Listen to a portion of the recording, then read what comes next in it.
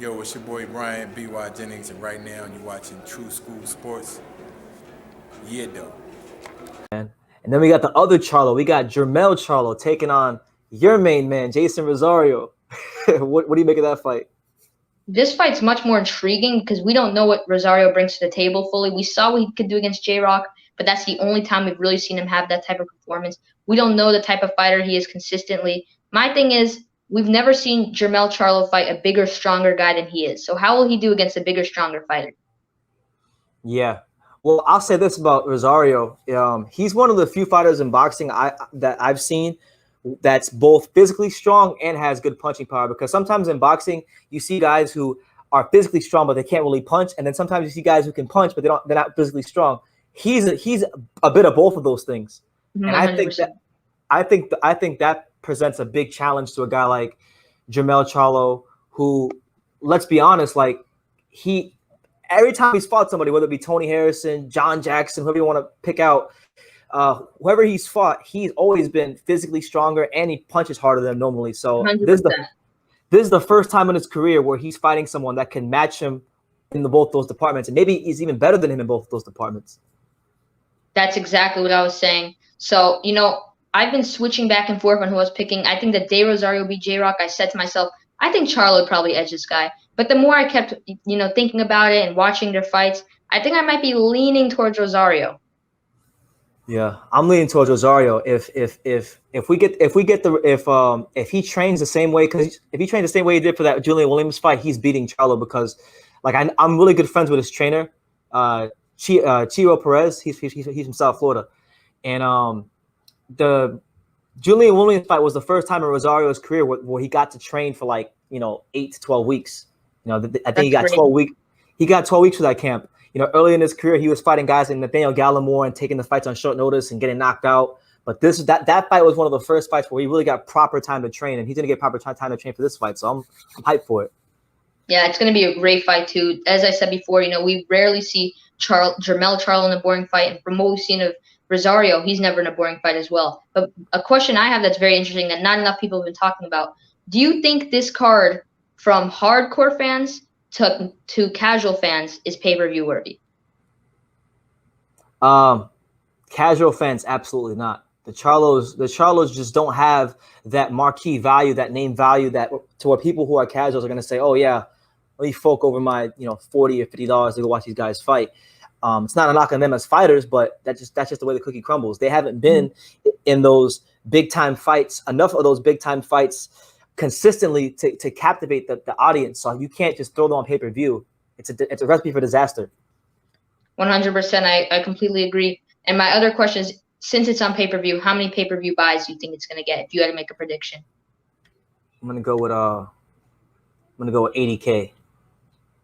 I'm gonna go a little higher because the LDBC has a whole clan there. They have 150,000 buys already locked in with just from them. And when you go to the hardcore fans like me, you, Del Boy, Unrivaled, and all those people, I'm gonna go, since they're stacking the card a bit. I'm gonna go be a little bold, a little risky, and say 275. 275. That's an ambitious number, champ.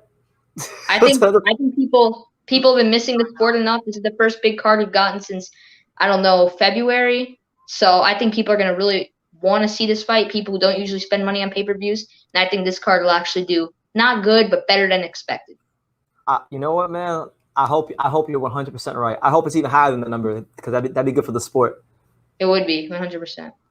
Now, there's a lot of other fights that Showtime announced, and just so you guys know, we got Minimax Boxing here. This is my main man, Max. Go subscribe to him on YouTube. The link is in the description. We're trying to get Max to 2,000 subscribers, so hey, hit that subscribe button if you haven't already. But Thank you. But we got all kinds. We got Benavidez and Angulo, which is a decent fight, an interesting fight. I was gonna bring that one up. How do you see in that one, Angulo and Benavidez?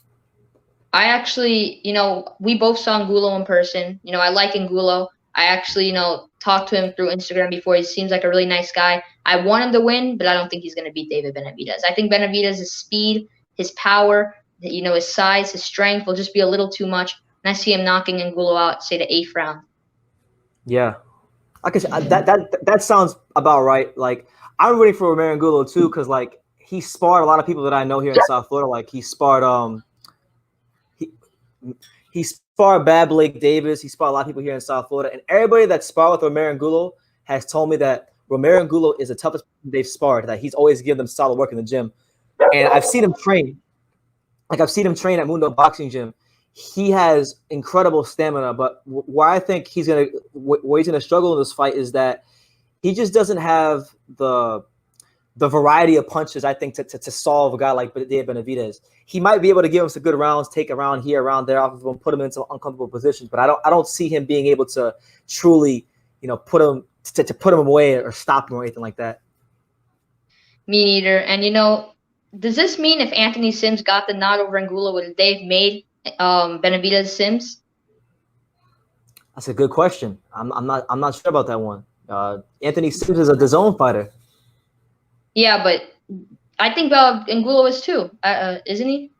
No, because Angulo. I don't know what his emotional situation is, but I know in the past when he fought Gilberto Ramirez, that was a top ranked card. I think he's a free agent. Probably a free agent. I mean, if they made that fight for some reason, I actually think Sims stylistically would give him a tougher fight than Angulo with his movement. We saw Darrell give Benavidez some problems because of his boxing ability. Yeah. It could be, man. My problem with Sims is like he's too damn pretty for his own good, man. Like he's too slick. Like at some point in time, you gotta this is the hurt business. You gotta go in there to hurt someone. He doesn't throw enough punches, No. He bored the entire Miami crowd when we were watching that fight with Angulo. That was a terrible fight. Not because of Angulo, who's actually trying to do something, because of Sims staying on the back foot, being fancy with his footwork, being fancy with his shoulder roll and head movement, and not actually throwing back when he had the opportunity. Then he had the audacity to get on Instagram and say, "Oh well, people don't understand boxing. They don't understand the defense and the sweet science." I'm like, no, people do understand that, but what they don't understand is you just like dancing around the ring and not going in there trying to hurt a guy that you were favored to beat. 100%. I think everyone was picking him to win. I was picking him to win clearly, too. I thought he would win like 9-1, 10 rounds to 0 type of decision. I thought he would school Angulo, get the clear nod, and he didn't even just lose. He lost in the most boring way possible. Absolutely. So he's got a long way back to get in people's good graces, Anthony Sims. This is Jermell Charlo and you're watching True School Sports. All right.